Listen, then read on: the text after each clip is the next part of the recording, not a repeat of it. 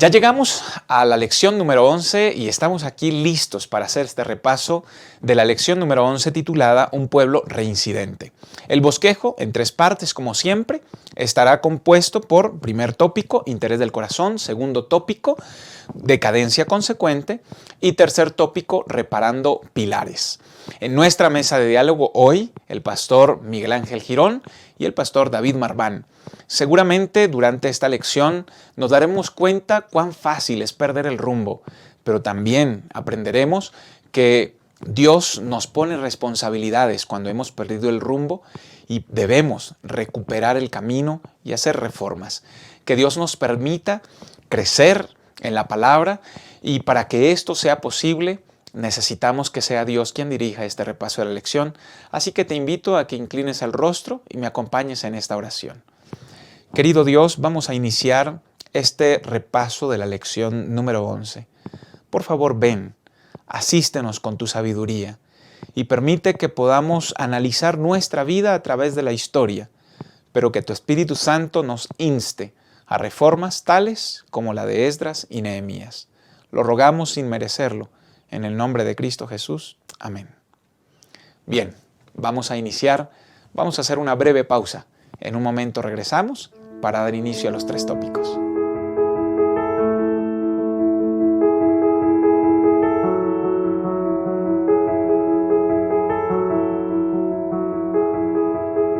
Gracias por estar con nosotros. Estamos de regreso para iniciar con este repaso de la lección número 11, Un pueblo reincidente.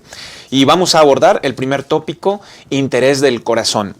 En el relato bíblico del libro de Nehemías, nosotros vamos a encontrar que el capítulo 13, en el versículo 6, Nehemías hace una mención bastante clara y esa mención dice que él se había ido de la región de Judea por mandato del rey, pero después de unos días pidió permiso al rey para volver. El comentario bíblico adventista menciona que pues varios eruditos dicen que fue un periodo de unos 5 años, ya que en el 407 hay una carta elefantina que se dice que el gobernador de Judea era Bigvai. Entonces mencionan que es probable que después de 12 años de trabajar como gobernador de Judea, Nehemías tiene que regresar y después de un periodo de 5 años vuelve a Judea. Y ahora las cosas han cambiado un poco, Pastor Marván. Gracias nuevamente por estar con nosotros. Y Nehemías regresa y encuentra las cosas un poquito cambiadas, ¿no? A veces sucede en la familia, los hijos se van un tiempo y cuando regresan ya no son iguales, ya no son lo mismo. Ahora el pueblo de Israel, el pueblo de judío, anda en algunas cosas distintas. ¿Cómo está esta realidad que encuentra Nehemías en su regreso? Sí, en forma interesante podemos ver que cuando Nehemías regresó, se dio cuenta que la devoción a Dios del pueblo estaba por los suelos. Todas las reformas que se habían establecido periodos antes pareciera que se habían olvidado. Ya los diezmos y ofrendas dejaban de fluir al templo, veíamos que el sábado era pisoteado, veíamos también por aquí que había matrimonios idólatras, una de las principales causas que aborda el capítulo 13, como vamos a ver a continuación. Es interesante que pareciera pues que mientras está el líder religioso presente, como que las cosas van bien. Como que pareciera pues que cuando alguien nos mira, como que todo lo hacemos bien. Pero ahora se va Nehemías y aunque dejó dirigentes, y también en forma interesante la lección nos menciona que los dirigentes también contribuyeron a este deterioro. En forma interesante entonces, se va Nehemías, aunque hay dirigentes, la presencia de Nehemías que les orillaba quizás, que los motivaba en algunos casos algunos a estar firmes delante de Dios, a ser fieles a Dios, pues ahora ya no está.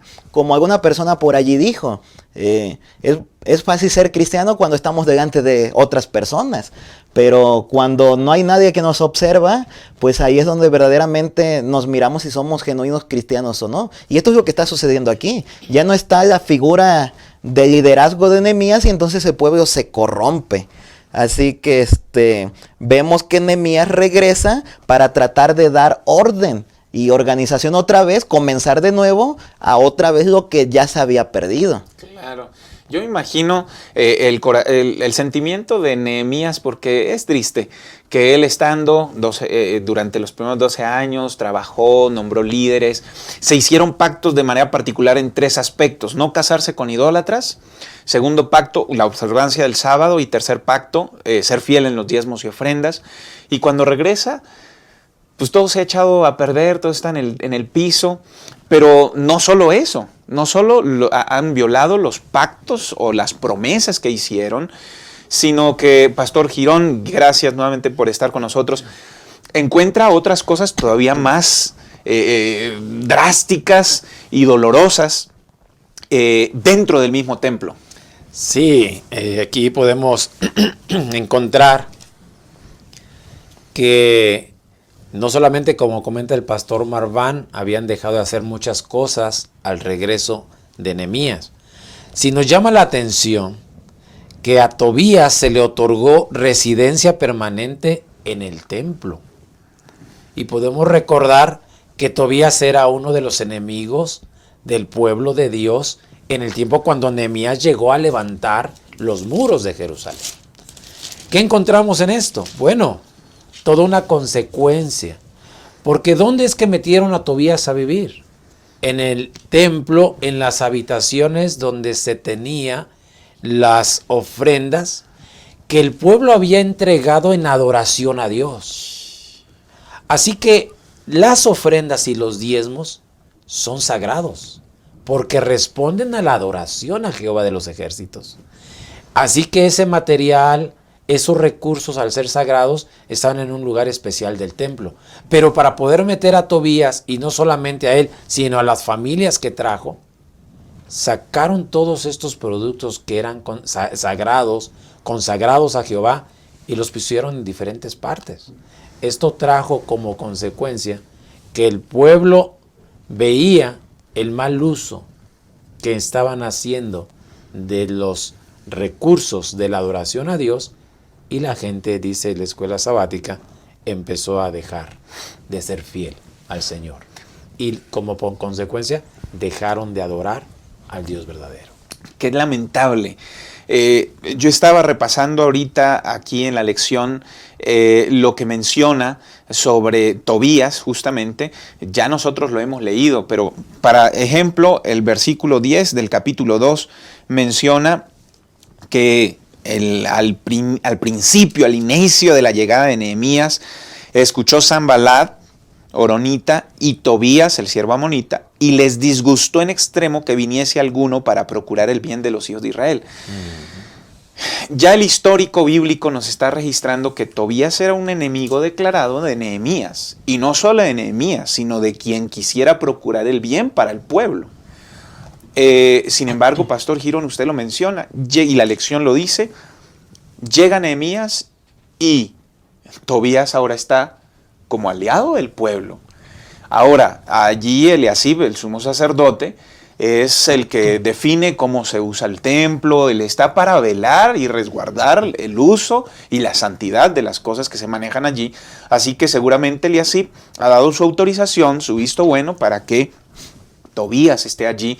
Como lo decía atinadamente Pastor, no solo el hecho de que venga Tobías a vivir en el templo, sino que desplazan cosas sagradas, claro, para que Tobías pueda vivir ahí. Sin embargo, Pastor Marván, viene el meollo del asunto. Hemos titulado este punto Interés del Corazón. ¿Por qué en 5 años, vamos a quedarnos con la opinión de los eruditos, por qué en ese periodo de 5 años un cambio tan drástico? ¿Surgió inmediatamente Nehemías cerró la puerta y se fue de la casa? ¿O ya venía de tiempo atrás? ¿Qué hay detrás de esta decisión y de esta realidad? Sí, Pastor. No me puedo imaginar cuál fue la reacción y la sorpresa de Nehemías al regresar, al darse cuenta que uno de sus archienemigos, Tobías, está dentro del templo, como bien se mencionaba. Uh-huh. Y parece ser que tanto Tobías como Sanballat tenían este este deseo ya desde mucho tiempo atrás. La primera mención, tú ya mencionaste ya, Nehemías 2:10, aparecen allí estos personajes que ya están haciendo la guerra al pueblo. Pareciera pues que ellos desde el principio tenían la idea de quedarse al frente en el pueblo. Parece pues que ellos tenían la idea de querer ser principales dirigentes del pueblo. De tal manera que en algún momento, ellos comenzaron a infiltrarse entre el pueblo, tanto así que hicieron alianzas matrimoniales. Tobías se relacionó con el sumo sacerdote Eliasib, Sanballat también, tanto así que dio una hija para el nieto del sumo sacerdote, y entonces tenían allí pues compadrazgo, y de alguna manera pues Eliasib, ya de común acuerdo con Tobías, hicieron algo para poderlo meter ahí al templo. Estando ahí en el templo, la lección nos menciona que quizás el propósito era pues que fuera más visto y entonces fungiera como uno de los dirigentes del pueblo. Y miren qué interesante que menciona, como vimos en algunas citas en la lección, profetas y reyes que había infiltrados dentro del pueblo de Nehemías. O sea, Nehemías tiene a sus enemigos y aún así Tobías y Sanballat sobornaron a algunas personas del pueblo para que les dieran información a ellos y malinterpretaran las cosas que decía Nehemías. Qué interesante. Podemos recordar en una lección anterior que ya vimos, por ejemplo, a Semaías, que aparece en Nehemías capítulo 6, que se había metido al templo y decía: Nehemías, métete conmigo porque vienen a matarte. A él, lo vimos anteriormente, lo habían sobornado. Y había otros personajes que también eran sobornados allí. Profetas y Reyes, página 486, dice que algunos de los que se habían destacado se habían hallado en amistad con Tobías y Sanballat, entre ellos los nobles de Judá, que se habían casado con idólatras y que habían sostenido correspondencia traicionera con Tobías, jurando servirle, se opusieron a Nehemías. Tanto así que más adelante dice que todo lo que Nehemías decía lo malinterpretaban con palabras falsas para impedir la obra de Nehemías. De tal manera, pues entonces, pareciera que el interés del corazón de Tobías y Sanballat siempre fue estar al frente del pueblo como dirigentes y desplazar a Nehemías, de tal forma que ellos pues son los que dirigieran al pueblo. Pero como veremos a continuación, Nehemías tuvo que llegar y cortar de raíz este problema. Claro. Ahora, no solamente de Tobías y Sanballat un interés de ser líderes del pueblo. Digo, alguno podría decir, ¿y qué tiene de malo soñar con ser líder, no? Pero en efecto, lo que nosotros podemos ver por el contexto de la Biblia misma y del espíritu de profecía, esos intereses de ser líderes del pueblo tenían que ver con satisfacer sus deseos personales de poder, de nombre, de suficiencia, servirse, como dicen coloquialmente, con la cuchara grande, y no hacer la voluntad de Dios. Por eso cuando Nehemías viene haciendo la voluntad de Dios, pues se oponen. Ahora, también Eliasib me llama la atención, Pastor Girón, porque Eliasib es un hombre que nosotros vemos en el capítulo 3 de Nehemías levantado como sumo sacerdote con sus hermanos, arreglando a las puertas de las ovejas, la torre de Amea y hasta Hananel. O sea, Eliasib en la primera etapa de Nehemías está apoyando a Nehemías, está construyendo, está edificando, está al pie, según muy fiel. Pero yo creo, pastor, que esa fidelidad era aparente. ¿Usted qué logra percibir de esto que está sucediendo? Sí, es muy lamentable que Eliasib, llegue el momento en que él era el sumo sacerdote. Estamos hablando del líder espiritual del pueblo, donde cada uno de los israelitas confiaban plenamente en ese liderazgo del sumo sacerdote. Pero encontramos entonces a Eliasib. ¿Qué es lo que sucede? Dice la escritura: entonces el sacerdote Eliasib, siendo jefe de la cámara de la casa de nuestro Dios, había emparentado con Tobías. Y entonces, ¿qué es lo que sucede? Es muy posible, pastor, que un líder puede empezar en su primer amor y hacer las cosas bien y estudiar y doblar sus rodillas ante Jehová, dejarse ser dirigido por el Espíritu Santo. Pero si descuidamos esa relación de cada día, los líderes, tanto pastores, ancianos, dirigentes de una junta directiva, los líderes del pueblo de Dios en todo el mundo, debemos de tener mucho cuidado de no perder esa relación con Dios, porque el que dirige la obra es el Espíritu Santo en nuestras iglesias. ¿Y qué fue lo que encontramos aquí con Eliasib? Con tristeza emparenta con los enemigos del pueblo de Dios. Pierde de vista lo que es sagrado. ¿Por qué lo digo? Porque se le hace fácil tomar las ofrendas y los diezmos y el lugar donde estaban, que eran aspectos sagrados, y los cambia de lugar para darle lugar a alguien que duerma en esas recámaras. Así que a mí me parece que todos debemos de aprender una gran lección de aquí. Si somos líderes, si el Señor nos ha colocado al frente de una iglesia en alguna responsabilidad, no perdamos de vista a quien nos ha llamado. Mantengámonos fieles al Señor para cumplir la parte de nuestro llamado. Y de esa manera evitar, porque yo quiero comentar también que el enemigo no descansa. Porque desde el principio que llegó Nehemías para reestructurar los muros, reedificarlos, ahí tenemos a los enemigos, claro, a Tobías y Sanbalat. Pero aquí encontramos, dice la escuela sabática, los enemigos de Nehemías finalmente lograron lo que siempre quisieron, desplazar a Nehemías y asumir el liderazgo que ellos tenían. Como mencionaba el pastor Marván, esas relaciones con personas enemigos de la causa trajo al final un fruto. ¿Y qué fue la consecuencia final? El pueblo de Dios perdió la adoración a Jehová de los ejércitos. Pero Dios es todopoderoso. Y siempre Dios levantará a Nehemías, que podemos ser cualquiera de nosotros o líderes de la iglesia, manteniendo en alto el estandarte que el Señor nos ha dado para guiar a su iglesia. Amén, amén. El interés del corazón, yo lo aprecio así. De Eliasib, de los nobles, de Semaías, y por el otro lado de Tobías y Sanbalat, estuvo oculto por un tiempo. Tal vez, como dice el pastor, el estudio, la relación con Dios lograron enterrarlo por un periodo, pero al perder esa relación volvió a surgir un interés muy terreno y terminaron echando atrás promesas y reformas preciosas que se habían logrado. ¿Dónde están tus intereses?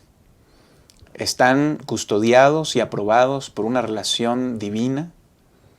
¿O todavía los ocultas allí? En el momento en que alguien que reforma se va, seguramente esas reformas se irán atrás. No lo permitamos, que nuestros intereses estén sometidos al Todopoderoso. En un momento regresamos.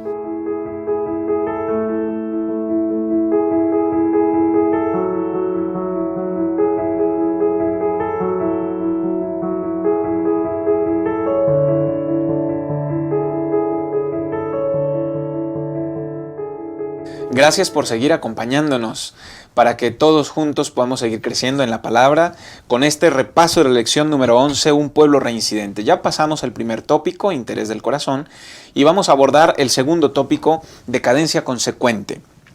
El capítulo 13 de Nehemías, nosotros vamos a encontrar en la última parte del versículo 10 que Nehemías encuentra no solamente a Tobías viviendo allí dentro, sino dice la última parte, que los levitas y cantores que hacían el servicio habían huido cada uno a su heredad. Pastor David Marván, esto de los levitas yéndose está afectando el mismo servicio del templo, pero tiene una connotación, tiene un contexto. ¿Por qué los levitas se van? Sí, hace un momento en la sección anterior veíamos que como habían metido a Tobías a los almacenes donde estaban los diezmos y las ofrendas, podemos especular Bueno, Profetas y Reyes claramente menciona que se estaba dando una aplicación incorrecta a las ofrendas. Esto lo vemos ahí en Profetas y Reyes, página 495. Así que probablemente especulando, pues no sé si entre Eliasib y Tobías se gastaban el recurso, lo que estaba allí en el templo, de tal manera que al mirar eso la gente pues dejó de fluir los dineros para allá, y como no había dineros ya de diezmos y ofrendas, los sacerdotes, los cantores, todos los que hacían servicio en el templo no tenían paga, de tal manera que pues ellos tuvieron que verse en la necesidad de ir a buscar sustento por otro lado para poder alimentar a su hogar, a sus hogares. Así que entonces es por eso que regresaron a los campos, dice la lección, y comenzaron a trabajar allí buscando sustento. Y miren, qué interesante, de pronto hay personas que han salido de nuestra iglesia y de pronto nos hacen la guerra.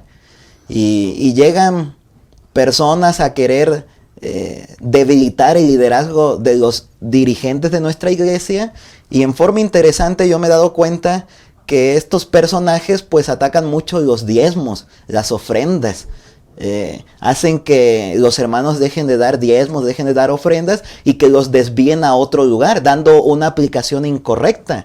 Así que esto que sucedió pues en el tiempo de Esdras, de Nehemías, sucede también hoy día. Y algunos hermanos desvían diezmos y ofrendas hacia otros lugares, no entendiendo ellos que se da una aplicación incorrecta a esos diezmos, y que eso, en vez de ser bendición, pues acarrea maldición, porque otros hermanos de pronto van a observar que se está dando mala aplicación y van a dejar de darlo. Así que lo que sucedió aquí, debemos de tomar nosotros hoy día una lección y poder nosotros fluir los dineros de Dios al lugar correcto en nuestras respectivas iglesias. Claro, bueno, los levitas entonces se van a los campos porque hace falta el recurso para mantener a sus familias, y lamentablemente las decisiones que se han venido tomando pueden estar afectando, o están de hecho afectando directamente la generosidad o la liberalidad del pueblo de Israel. Ahora, Pastor Girón, el pueblo de pronto estará manifestando inconformidad no solamente con las decisiones, sino contra el liderazgo, y es válido que dejen de dar el diezmo y la ofrenda. Bueno, no es válido en términos así, porque nuestra relación es personal con Dios. Nosotros adoramos al Señor a través de los diezmos y las ofrendas. Y eso tiene que ver cuando nosotros estamos reconociendo quién es el Señor. Yo quisiera mencionar este versículo 11 de Nehemías 13, donde dice: entonces reprendí a los oficiales y les dije, ¿por qué está la casa de Dios abandonada? Y eso a mí me llama mucho la atención, porque cuando ellos están haciendo mal uso del recurso, en este caso de la liberalidad del pueblo de Dios, entonces, ¿qué es lo que sucede? El servicio de adoración en el templo, la casa de Dios está abandonada. Y eso trae consecuencias terribles, porque el pueblo de Israel, como en nuestros días, cuando vamos al templo, vamos para adorar a Jehová de los ejércitos. Es para sentirse feliz de esa adoración. Pero dice aquí, ¿por qué está la casa de Dios abandonada?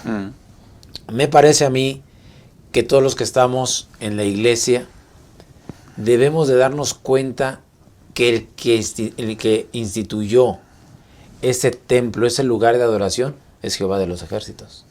Y que al asistir al templo, vamos con el fin de adorar al único Dios verdadero, preparándonos para la salvación.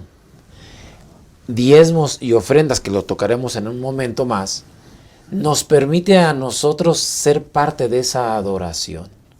Así que es cierto, ellos estaban haciendo mal uso del recurso sagrado, pero no deberíamos nosotros pensar yo ya no voy a dar mis diezmos ni mis ofrendas. Ujú. Porque esa es una relación personal con Dios. Es algo precioso el que nosotros confiamos en sus promesas.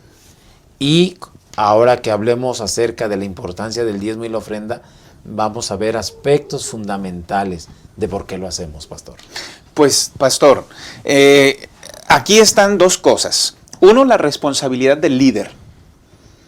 El que administra los recursos, el que toma decisiones. Hay una responsabilidad muy gigante sobre él porque definitivamente impacta ese liderazgo sí o sí sobre el adorador. Así es. Por otro lado, bien lo mencionaba Pastor Girón, está el que el miembro de iglesia entienda que él adora no por el liderazgo que haya, sino adora al Dios que permite o capacita al líder, ¿no? Porque la ausencia de un buen liderazgo no avala la ausencia de fidelidad del miembro. Es correcto. Ahora, de una vez vamos a mencionarlo, pastor, Ok. y quiero empezar con usted ahora Ok. en esta dinámica. Ok. ¿Por qué es tan importante que el miembro de iglesia, el miembro del pueblo, no deje de ofrendar a pesar de lo que está viendo en la administración? ¿Por qué es tan importante? ¿Y por qué si Satanás logró esto en el pueblo estaba dando un gran golpe? Definitivamente. El problema es que cuando lo logra el enemigo, la persona que ya no entrega diezmos y ofrendas está desconociendo lo siguiente. Está desconociendo que Dios es el creador, es el redentor, Él es el sustentador y es el propietario. Un fiel mayordomo debe tener bien claro esos 4 conceptos. Entonces, ¿por qué nosotros vamos al templo y adoramos y entregamos diezmos y ofrendas? Porque reconocemos a Dios, a Jehová, como el creador. Amén. Él es el que nos sustenta todo el tiempo, a nosotros y a nuestras familias y a todos aquellos que buscan al Señor. Él es el redentor. Murió en la cruz del Calvario para que todo aquel que en Él crea no se pierda, mas tenga vida eterna. Así que yo le reconozco como mi Salvador y le reconozco que Él es el propietario, el dueño de todo. Entonces, cuando eso queda claro en mi mente como fiel mayordomo, me permite tener esa relación preciosa de adoración al Señor, manteniéndome en el camino de la salvación.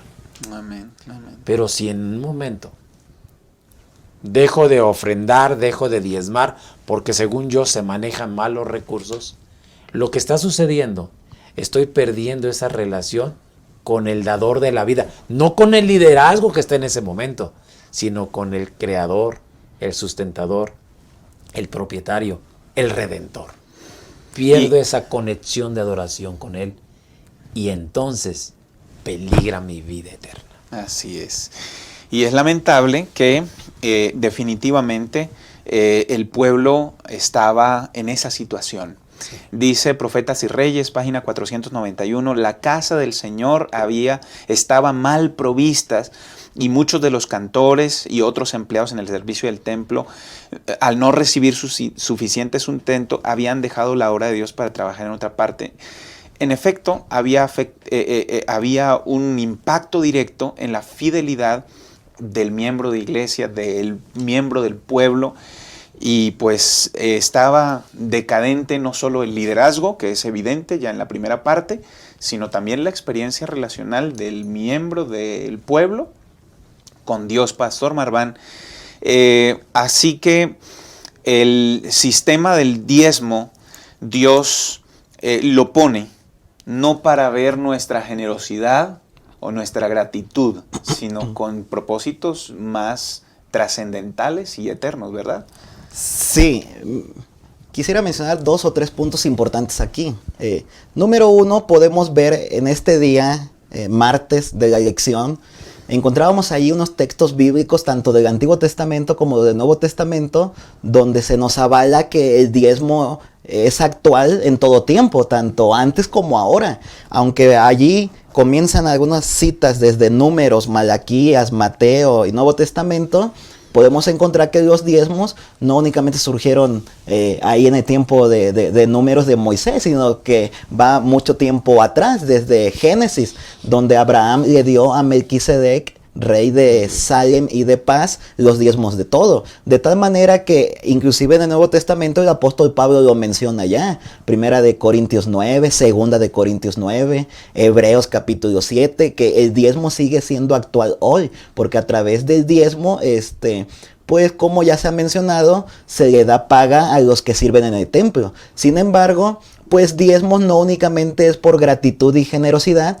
sino que tiene que ver más con que Dios lo ha ordenado, de tal manera que es por obediencia.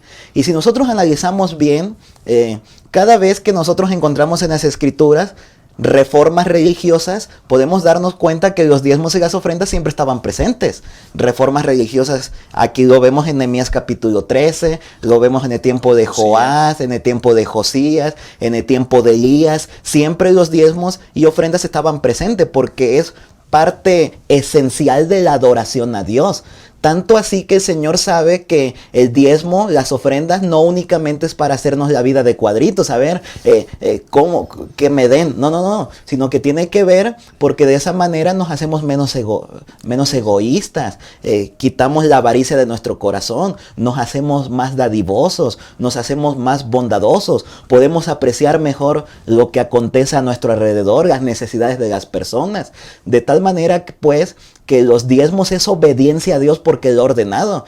Imagínense que el Señor solamente nos ha ordenado el 10% de devolver de nuestras entradas. ¿Qué sería si el Señor nos hubiera dicho devuelvan el 50%?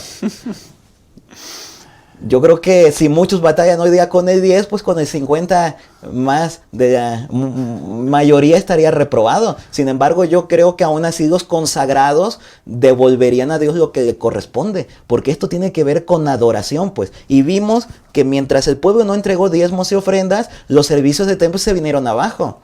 De tal manera que no hubo servicios en el templo, por lo tanto y por consiguiente los que dirigían los servicios en el templo se tuvieron que ir, de tal manera pues que la adoración a Dios disminuyó, la adoración a Dios, y Satanás lo sabe. Haz a un lado diezmos y ofrendas y la adoración a Dios disminuye. De tal manera que ese fue un golpe bajo, gancho al hígado, porque quita diezmos y ofrendas y se olvidaron ya prácticamente de la adoración a Dios. Ya no iban al templo, se quitaron pues los servicios religiosos en el tiempo de calidad para Dios desapareció. Y por consiguiente también al día de hoy, si eso sucediera, ya no habría recursos para seguir evangelizando. ¿De qué manera más gente conocería acerca de Dios? O sea, los diezmos y ofrendas son una parte esencial, indispensable de un adorador. Uh-huh. Pastor. Sí, yo quisiera sumarme a ese comentario tan importante porque efectivamente el recurso en diezmos y ofrendas responde a cumplir la misión que tenemos de que Cristo Jesús viene muy pronto en las nubes de los cielos. Para hacer ese trabajo se necesitan recursos, tanto para Biblias, materiales, personas que van a estar atendiendo a la iglesia, trasladándose a diferentes lugares, porque es necesario que este recurso sagrado sea utilizado para predicar que Cristo Jesús es el Salvador del mundo. Así es. La decadencia consecuente de un liderazgo corrupto, de intenciones terrenales del corazón, da resultados terribles. Los diezmos y las ofrendas, los levitas en los campos, me muestran más allá de que no hay para el sustento del templo, de que no hay para evangelismo, de que no hay para las Biblias. Lo que Satanás más está ganando es el corazón del miembro del pueblo. ¿Por qué? El carácter de Satanás es egoísta, el carácter de Dios es generosidad. Cuando nacemos tenemos una tendencia a ser egoístas, desde niños.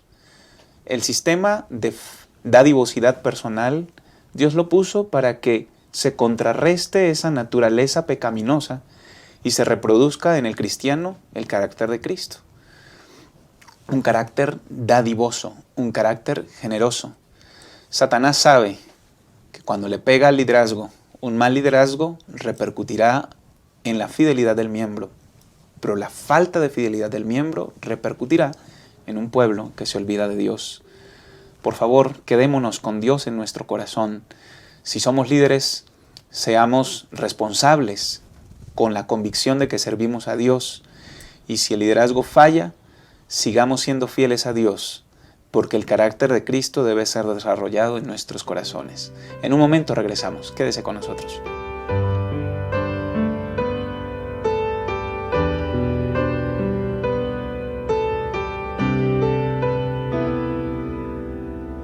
Quiero llevar tu voz por todo camino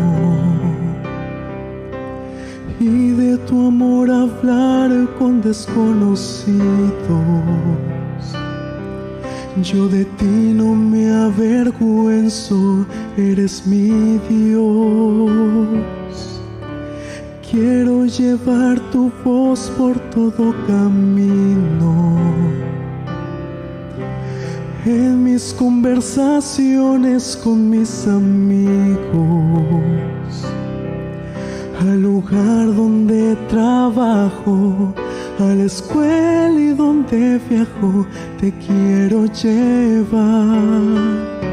Fuera del templo y la religión, por todo pueblo y toda región, entre las gentes que vagan hoy, sin rumbo fijo y sin dirección, entre las plazas de mi ciudad, en donde hay tanta necesidad, por todas partes te llevaré, pues no hay paredes que te puedan esconder.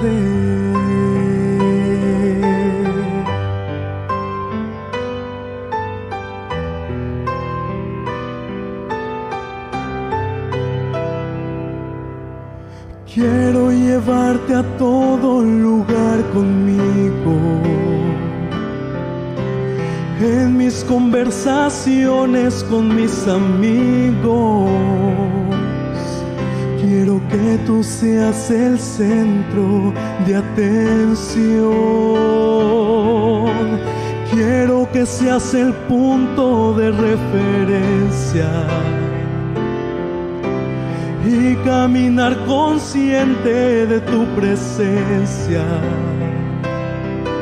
Al hacer un comentario en mis pláticas a diario, te quiero llevar fuera del templo y la religión, por todo pueblo y toda región, entre las gentes que vagan hoy, sin rumbo fijo y sin dirección, entre las plazas de mi ciudad, en donde hay tanta necesidad, por todas partes te llevaré, pues no hay paredes que te puedan esconder.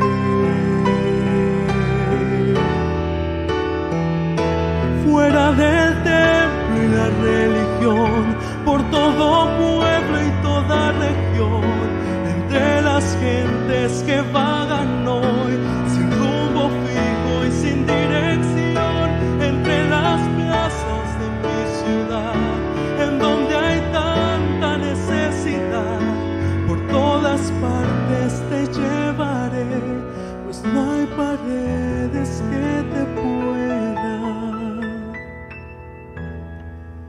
esconder.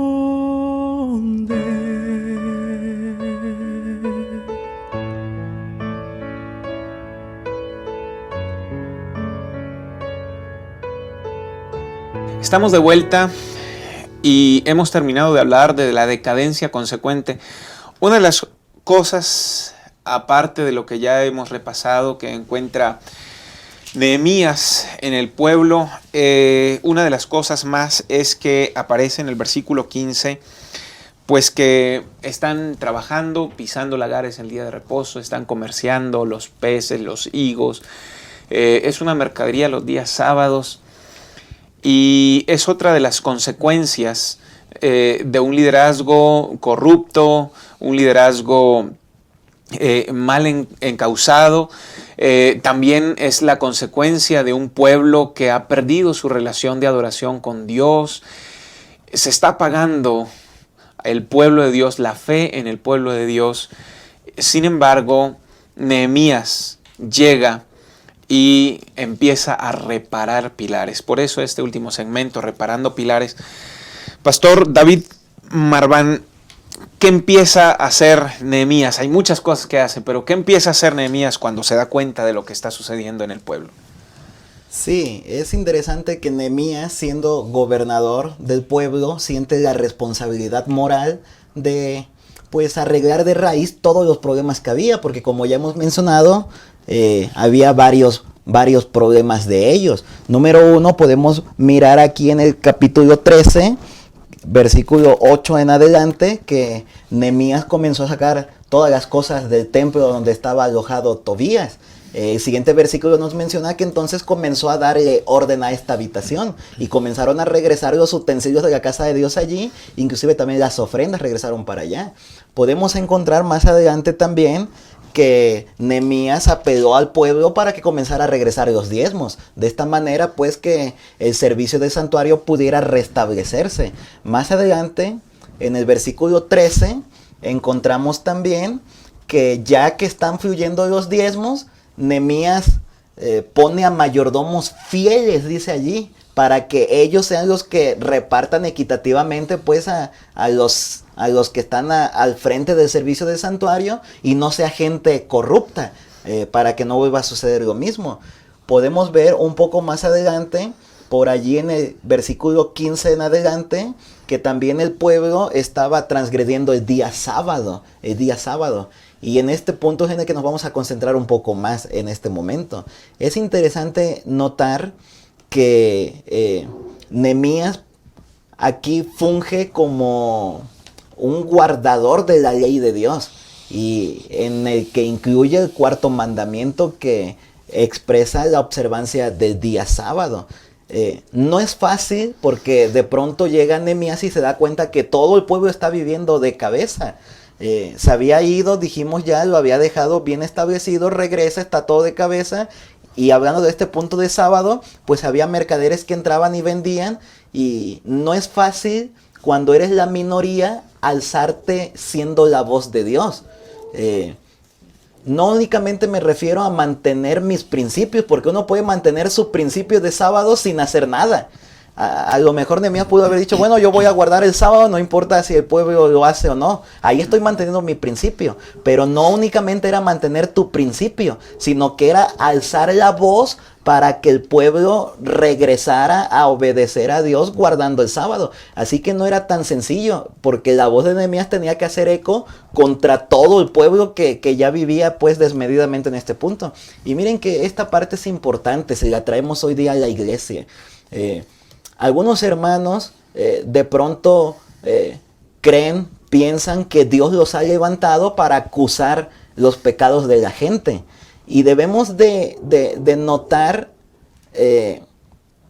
sí debemos de hacerle saber a las personas que están cometiendo errores. Pero el punto clave es cómo se los hacemos saber. Porque hay que tener mucho cuidado, hay que tener tacto. Claro, Nehemías pareciera que fue un poco más directo porque todo el pueblo ya estaba en esta labor. Así que Nehemías realiza una tarea difícil, que no es sencilla, sin embargo se tiene que hacer, y Nehemías lo hace porque siente la responsabilidad moral y religiosa de llevarlo a cabo. Claro. Mencionaba, Pastor David, algo importantísimo, y es señalar los pecados que hay en el pueblo y tratar de corregirlos. Hay una parábola o una ilustración que a mí me dieron cuando estudiaba teología, y ha sido una lección que no he olvidado, y es la lección del paraguas. El paraguas funciona no para que no llueva, sino para que lo que está debajo no se moje. Todos recibimos un paraguas de parte de Dios. Todos en la iglesia. Todos tenemos un paraguas. Hasta el hermano que no mueve sino las hojas de la Biblia tiene un paraguas. Su vida, sus hijos, su esposa, su casa. Y cada quien va teniendo un paraguas, y Dios va dándole paraguas a cada quien, y a veces es un paraguas más grande, a veces un paraguas más chico, pero el paraguas funciona no para que no llueva, sino para que lo que está abajo no se moje. El problema es que cuando el paraguas se voltea, ¿les ha pasado alguna vez con el aire? Se voltea, el paraguas ya no funciona, deja de servir. yo debo entender que mi responsabilidad es velar por lo que está en mi hacer y mi responsabilidad. Y dentro de esa área de responsabilidad, serle fiel a Dios. Y es lo que hace Nehemías. Él viene como gobernador de Judá. Y entonces dice, vamos a hacer cosas y vamos a poner manos a la obra. Todos los que estamos viendo y siguiendo este repaso de la lección debemos evaluar dónde está mi responsabilidad y cómo estoy delante de Dios en esa responsabilidad, como padre, como esposo, como cristiano mismo. Muchas veces quienes se dedican a criticar y se levantan para criticar a la iglesia, tristemente en sus vidas tienen grandes falencias porque han dejado de hacer la responsabilidad del paraguas hacia abajo y se han dejado voltear hacia arriba y ya no funcionan. Sin embargo, Pastor Girón, las acciones de Nehemías no terminan allí. Yo lo veo así. Nehemías toma acciones, pero también reta el pensamiento. Porque es importante, al reparar los pilares, no solo implementar acción forzada, vamos a llamarlo así, si lo pudiéramos llamar de alguna forma. Nehemías dice, esto es ley y punto. Sino que también hay que hacer otras cosas, ¿verdad? ¿Qué otras cosas viene a hacer Nehemías en esta reparación de los pilares? A mí me parece que uno de los aspectos interesantes que menciona la escuela sabática y esta parte de Nehemías es el sábado. Me parece que esto es fundamental.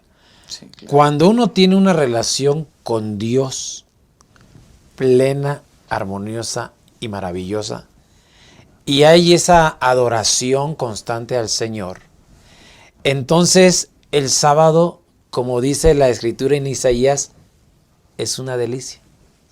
Dice ahí en Isaías 58, 13, si retrajeres del día de reposo tu pie, de hacer tu voluntad en mi día santo, y lo llamares delicia, santo, glorioso de Jehová, lo venerares, no andando en tus propios caminos, ni buscando tu voluntad, ni hablando tus propias palabras, entonces te deleitarás en Jehová, y yo te haré subir sobre las alturas de la tierra, y te daré a comer la heredad de Jacob tu padre, porque la boca de Jehová lo ha hablado.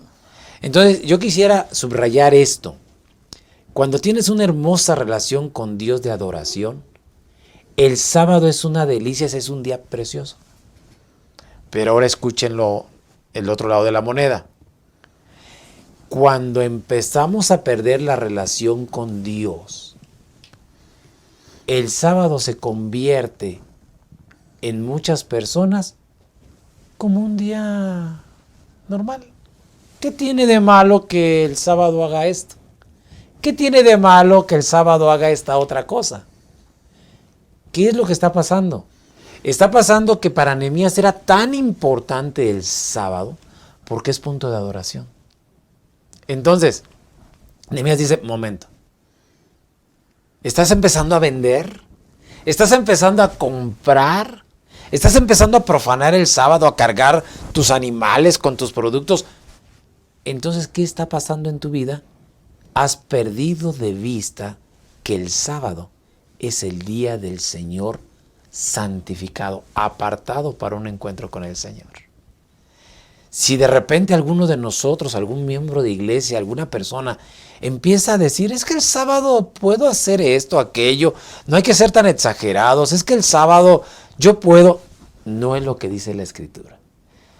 Entonces, Nehemías se da cuenta de la importancia de que la gente respete y se dé cuenta que el sábado, como dice Hebreos, es un descanso y un reposo espiritual en Jesús, en el Dios Todopoderoso.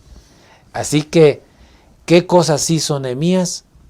Colocó el sábado en su lugar, porque es fundamental en la adoración del pueblo. Claro, el hecho es que el día de reposo sabático fue y sigue siendo un medio poderoso para ayudar a mantener viva la fe de los que por la gracia de Dios buscan disfrutar de los beneficios espirituales y físicos que Dios ofrece. Así es. Ahora, me llama mucho la atención, Pastor David, que viene y los amonesta, ¿no? Al pueblo, ustedes están pisando lagares, a los mercaderes ustedes están vendiendo, a los nobles, a los acaudalados les dicen, señores, ¿cómo pueden promover todo esto? Y sucede algo interesante, y es que el mercadito ya se trasladó solo de adentro hacia afuera. De sede. Sí. Es interesante, lo menciona del versículo 17 al 20. Allí menciona que comenzó a reprender a los señores de Judá. Inclusive les hizo recordar un poco de historia. ¿No se acuerdan que por estas acciones nos está viniendo lo que nos está viniendo? ¿Acaso quieren acarrear más ira transgrediendo el sábado? Dice, y entonces el versículo 19 dice que al caer la tarde antes del sábado pedía a Nehemías que se cerraran las puertas y que las volvieran a abrir hasta que terminara el sábado, después de la puesta del sol.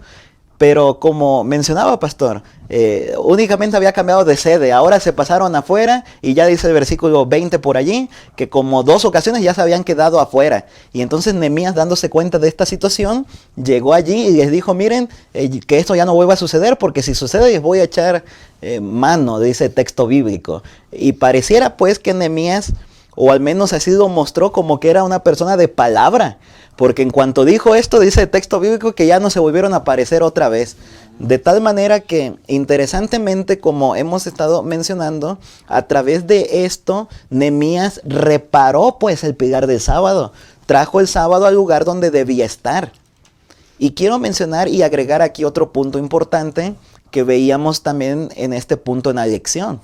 Llevándonos como este punto de Nehemías 13 de reparar el sábado hace eco hasta el tiempo de Jesús, en el que en el tiempo de Jesús los escribas, los fariseos, los grupos religiosos de aquella época, pues tomando el ejemplo de Nehemías, querían pues guardar el sábado al pie de la letra y mucho más que eso todavía, de tal manera que ya el sábado en el tiempo de Jesús lo habían llevado a un legalismo.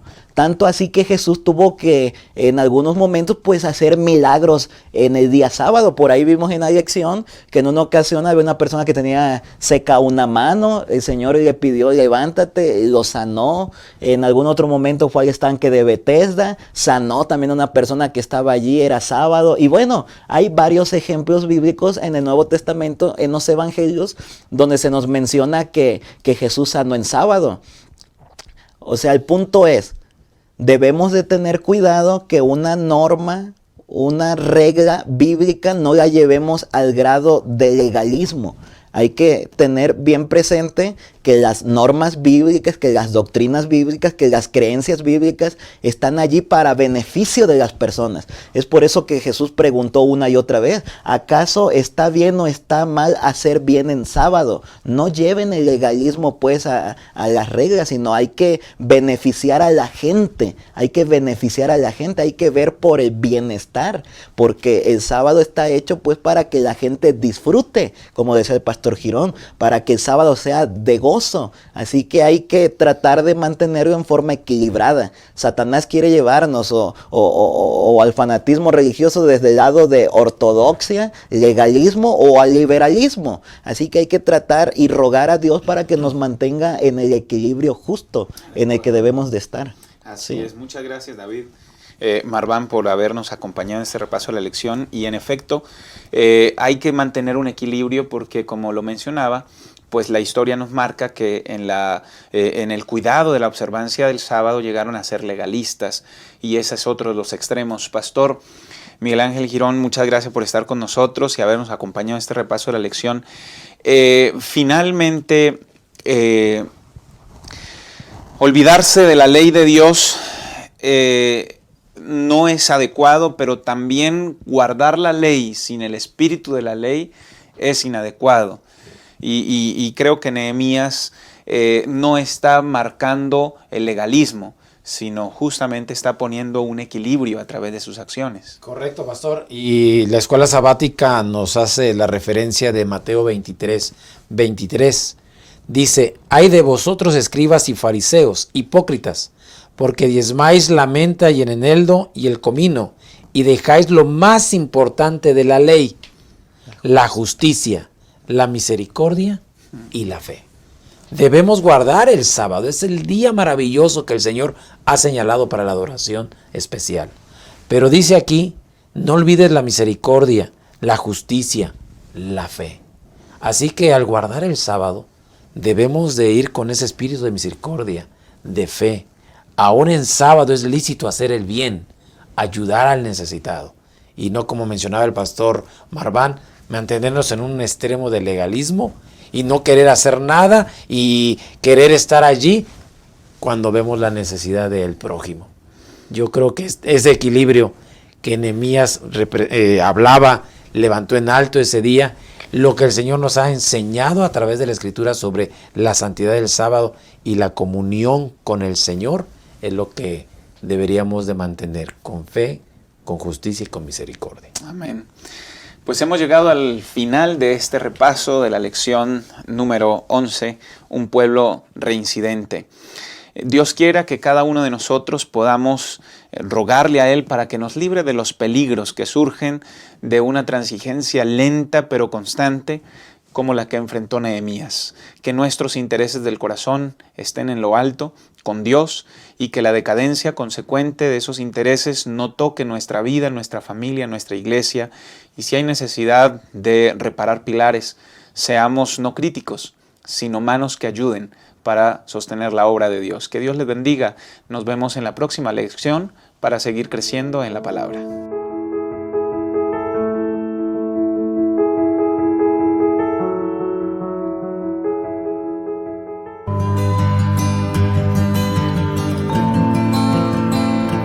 Hola amigos, este video va especialmente dirigido para todos aquellos que viven en México y zona de influencia de Gema Editores. Esta querida editorial ha sacado un libro de mi autoría que lleva por título Guía de Supervivencia para Jóvenes Cristianos. ¿De qué hablo en este libro? En la primera sección enfoco todo lo que tiene que ver con las relaciones personales. Si bien es un libro dedicado exclusivamente a adolescentes y jóvenes, es importante desde los primeros años de vida aprender a relacionarnos bien con las personas que nos rodean. Por eso encaro el tema de las relaciones personales con tus padres, con tus hermanos, con tus amigos, con todas aquellas personas que estás permanentemente involucrado, comunicado, relacionándote con ellos. Con pautas claras bíblicas, intento mostrarte a través de este libro que es posible llevarte bien con quienes te rodean. En la segunda sección, hablo todo lo relacionado con las amistades. La palabra de Dios se encarga de darnos pautas y consejos claros de cómo conservar los amigos con el paso del tiempo. Y es verdad, debemos tener cuidado, porque a veces a través de las amistades y la presión de grupo, nuestra orientación espiritual puede desviarse de lo que el Señor en su santa palabra nos ha dejado. Hay actitudes que tenemos que sacar, hay actitudes que destruyen las amistades, como el bullying. Por esa razón encaro todo un capítulo para que cada uno de nosotros pueda colaborar socialmente y especialmente con nuestras amistades para sacar esta fea actitud que tanto daño hace. En la tercera y última sección de la cual voy a hablar en este video, lleva por título Distracciones. Y los capítulos que forman parte de esta tercera sección, en primer lugar tienen que ver con todas las distracciones que rodean al adolescente y al joven actual. Celular, tablet, notebook, televisión. Todas esas distracciones que pueden ser un obstáculo al momento de iniciarte profesionalmente, pueden ser un obstáculo para que puedas crecer en la parte laboral. Y no solamente quiero hablar de todo lo que nos puede llegar a través de las redes sociales o de todo lo que te provee la web, internet, sino también encaro con profundidad cómo la televisión puede influir en nuestra mente, no solamente distrayéndonos, sino quitando buenos valores. La última parte de Distracciones, encaro algunos capítulos relacionados con la sexualidad, porque la adolescencia y la juventud son el despertar sexual en este tiempo, pero no deseo que la sexualidad sea guiada de una manera mundanal en tu vida, sino por el contrario, que con la ayuda de Dios puedas guiar tu sexualidad como las Sagradas Escrituras nos enseñan. Espero que este libro pueda ser de bendición para tu vida. Nos vemos en la próxima.